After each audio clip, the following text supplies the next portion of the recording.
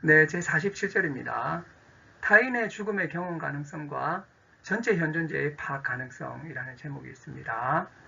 하이데거가 계속 문제 삼는 하나의 어떤 상태가 있죠. 그게 뭐냐면 현존재가 전체에 도달하려면 죽음에 이르러야 되는데 죽음에 이르게 되면 현존재는 자신의 존재함을 상실해 버린다는 거죠. 마치 이런 상황은 에피쿠루스가 말하는 것과 상당히 유사하다고 할 수 있겠습니다. 그래서 저는 하이데거 죽음 사유에서 에피쿠루스적인 측면이 있다 이런 이야기를 가끔 하게 되는데요. 에피쿠루스가 뭐라고 했죠? 내가 살아있을 때는 죽음은 없다는 것입니다.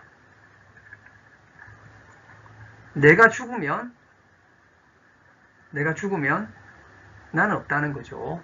그래서 나와 죽음은 만나지 않으니까 죽음을 생각하지 말자라고 하는 것이 에피쿠루스가 하는 죽음에 대한 이야기인데요. 이 하이데거는 이거하고 똑같지는 않지만 무언가 이런 식의 이야기를 하고 있다는 것입니다. 자, 죽음에서 현존재가 전체에 도달할 수 있다는 거죠. 죽기 전에는 부단히 미완의 어떤 상태에 있다는 겁니다. 하지만 죽게 되면 현존재는 갑자기 거기에서 완성되는 것이 아니라 자신의 존재를 상실해 버리게 된다는 거죠. 이래 되니까 무슨 문제가 생기냐면 나는 죽음을 이해할 수가 없어요. 경험할 수가 없고 죽음의 경험을 이해할 수 있는 가능성이 배제되어 있다는 것입니다. 자, 이렇게 되니까 나는 내 죽음을 경험할 수 없으니까 어떻게 되느냐? 타인의 죽음이 눈에 띄게 된다는 겁니다. 남의 죽음을 보고 저 사람이 끝난다는 사실을 우리가 간접적으로 알게 된다는 거죠. 그래서 현존재의 끝맺음이 객관적으로 접근 가능해진다는 건 주관적인 건 아니에요. 내가 죽는 것이 아니라 남이 죽는 걸 말하는 것입니다.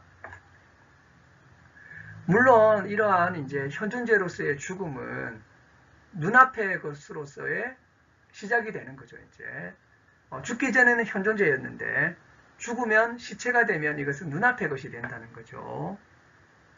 하지만 이 시체도 단순한 눈앞의 것하고는 조금 다르다는 것입니다. 사람이 시체가 됐다고 해서 연필처럼 되는 건 아니라는 거죠.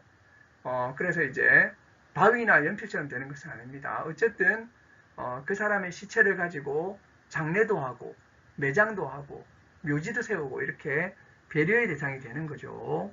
애도하고 회상하면서 심려의 대상도 된다는 것입니다. 그렇기 때문에 이러한 이제 그 현존재의 이런 이제 그 현존재가 사망하게 되고 죽게 되면 눈앞의 것으로 변화되기는 하지만 그것은 생명 없는 물질하고는 상당히 달라지게 된다는 것입니다. 하지만 타인이 고인의 본래적인 종말의 이름을 우리가 경험하지는 못한다는 거예요. 남의 죽음은 나의 죽음하고는 다르다는 거죠. 그래서 우리가 진정한 의미에서 타인의 죽음을 경험하는 것은 아니라는 것입니다. 죽음이라고 하는 것이 원래 이렇게 대리될 수 없는 것입니다. 다른 일은 대신할 수 있어요. 이 사람이 일하는데 내가 대신 그 기능을 수행할 수는 있습니다. 하지만 죽음을 대신 죽을 수는 없다는 거예요. 남을 위해서 대신 죽을 수도 있지만 그것은 지금 하이데거가 말하는 진짜 그 사람의 죽음을 내가 죽어줄 수는 없다는 것입니다. 그 사람이 죽지 않도록 내가 가서 대신 차에 치여서 죽는다든지 이런 것은 가능할 수 있겠지만 그가 죽는 것을 내가 대신 죽어줄 수는 없다는 것이죠. 그래서 이제 대리 가능성이 부서지고 만다는 것입니다. 그리고 어느 누구도 타인에게서 죽음을 빼앗을 수가 없다는 것입니다.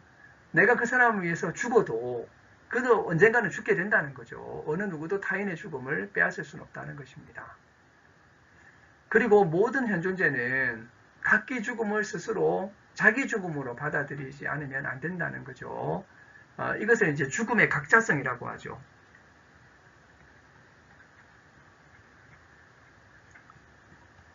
예 마이니카이트. 죽음은 각기 그때마다 나의 죽음이라는 거죠.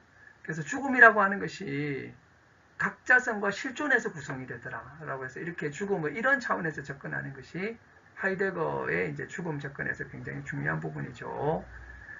그래서 이제 중요한 것은 사망이라고 하는 것이 어떤 발생 사건이 아니고 실존론적으로 이해되어야 될 현상이라고 하는 것입니다.